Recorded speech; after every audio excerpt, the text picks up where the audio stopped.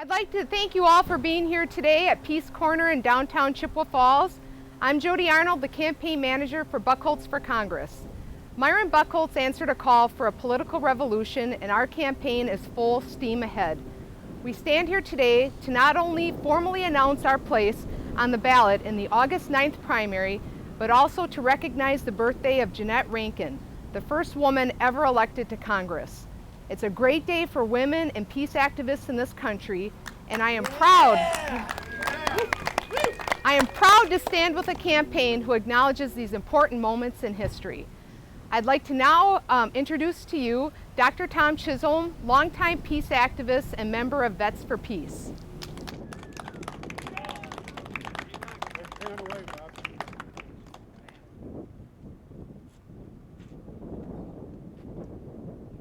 Good afternoon.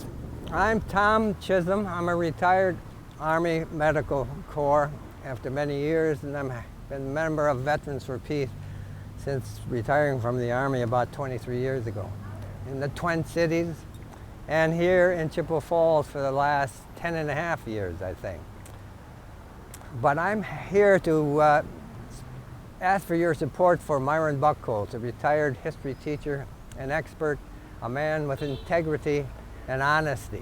It's so important that in this time of disastrous campaigning over the past 6 months or more, I can help introduce to you Myron Buchholz of Eau Claire, Wisconsin, who is running in the 3rd District to replace Ron Kine. Myron is a peace activist. He's a widow and a father of a recently retired West Point Army PA. And his background in history, both local, state, national, and international, makes him a particularly critical candidate for the 3rd District in Wisconsin, and I ask everybody for their support. Thank you very much. Myron has long opposed the wars in Iraq and Afghanistan and understands firsthand the sacrifices made by those who served, as his daughter served a total of 27 months in Baghdad. I'd like to now introduce to you former U.S. Army Captain Amanda Buchholz.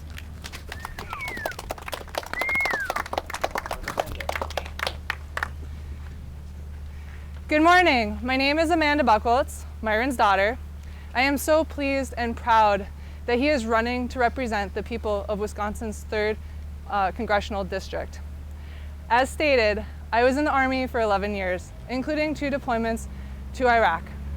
In between those deployments, I occasionally came here, Peace Corner, with my mom, who passed away 2 years ago, my dad, and many of the people who come here every week in support of a more peaceful world. As a soldier, I want a lawmaker in Congress who understands that we should not send our men and women into harm's way without fully appreciating the risks involved and the costs involved. And even then, as a last resort. As a daughter, I know my dad understands those costs. He understands the costs to the individual soldier and service member who has to leave, and also to the family that they leave behind. I know my dad will be a great congressman. I am so proud to stand here with him today and with all of you at Peace Corner. Please vote for my dad on August 9th. And now please help me welcome my dad, Myron Buchholz. Good morning, everyone. My name is Myron Buchholz, and I'm excited to be here today to announce that I'll be on the ballot for the Democratic Party primary on the August 9th to represent Wisconsin's 3rd congressional district.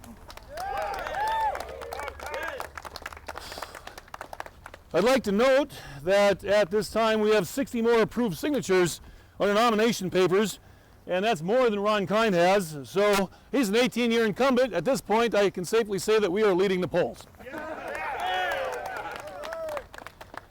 Our campaign chose this place and this day to make this announcement for a couple of reasons. First, I consider this place a significant part of my foundation, as many of us have been taking a public stand for peace on this corner in Chippewa Falls for just over 10 years. ever since Dr. Tom Chisholm of Veterans for Peace organized this weekly event in 2005. I've been here with my daughter Amanda, my son Arthur, my late wife Janet, many, many times. And sometimes probably 100 degrees cooler than this day. At this point, I want to recognize and honor the work that both Doc Chisholm and his wife Nancy have done over the years to make the world a more peaceful place.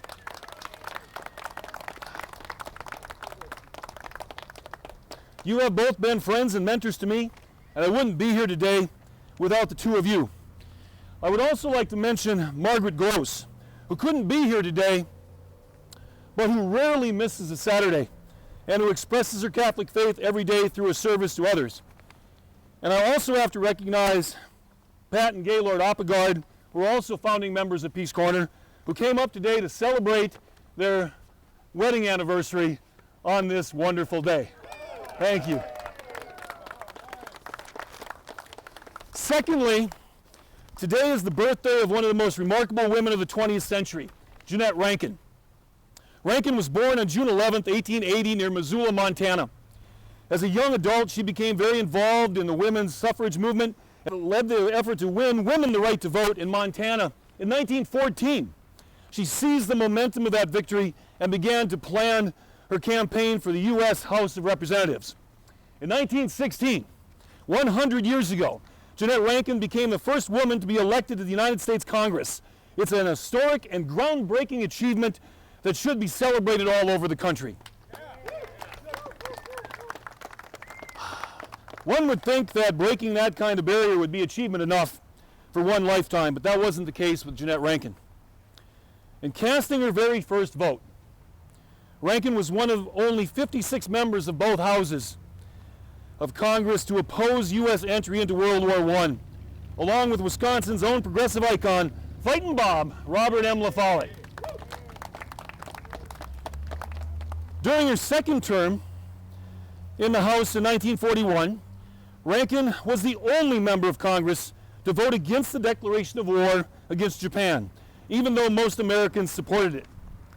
At the time, William Allen White, writing for the Kansas Emporia Gazette, wrote this about her second vote against war. I quote, "Probably 100 men in Congress would have liked to do what she did. Not one of them had the courage to do it. The Gazette entirely disagrees with the wisdom of her position, but Lord, it was a brave thing. And its bravery some way discounted its folly. When in 100 years from now, courage, sheer courage based upon moral indignation is celebrated in this country, the name of Jeannette Rankin, who stood firm in folly for her faith, will be written in monumental bronze, not for what she did, but for the way she did it." Well, here we are 100 years later, and I would argue that Jeannette Rankin's vision of a more peaceful world was not entirely folly. America has been at war in the Middle East for most of the 21st century. In the world, there are 197 countries, and the NFL says during the Super Bowl that they broadcast the service members in 175 of them. We are about to spend $1 trillion on the madness of the so-called next generation of nuclear weapons, even though President Obama declared years ago his desire for a nuclear weapons-free world. That's $1 trillion that could be spent on our schools, on health care, on housing, and higher education for our children. This is $1 trillion that could be spent on making people's lives better instead of more weapons, death, and destruction. If bombing brought peace, one might think it would have broken out by now. I'm not a lifelong pacifist like Jeannette Rankin was, but I am the father of a soldier. And if you'll elect me to Congress, I'll take the spirit of Rankin's courage and her incredible conviction to Washington, D.C., and I'll never vote to send your children or your grandchildren to war for the sake of Wall Street bankers and oil company profits.